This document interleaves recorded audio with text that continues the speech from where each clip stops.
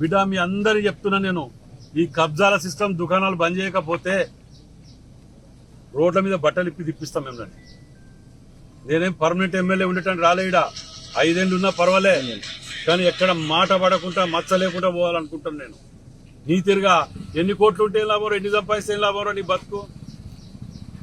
నువ్వు దొంగ అంటారు, ల్యాండ్ గ్రాబర్ అంటారు, నిన్ను కబ్జా కోడు. ఇదే దుకాణంగా నీకైతే బ్రోకర్ యూజర్ కూడా వివరిస్తాను. ఇప్పుడు పద్ధతి మార్చుకో.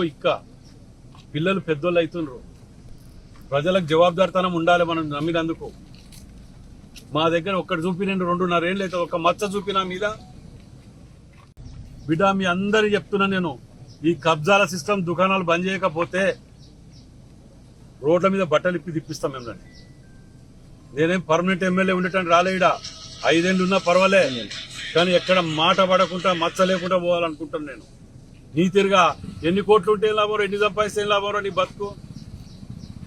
నువ్వు దొంగ అంటారు, ల్యాండ్ గ్రాబర్ అంటారు, నిన్ను కబ్జా కోడు. ఇదే దుకాణంగా నీకైతే బ్రోకర్ యూజర్ కూడా వివరిస్తాను. ఇప్పుడు పద్ధతి మార్చుకో. పిల్లలు పెద్దోళ్ళు అవుతున్నారు. ప్రజలకు జవాబుదారితనం ఉండాలి మనం నమ్మినందుకు.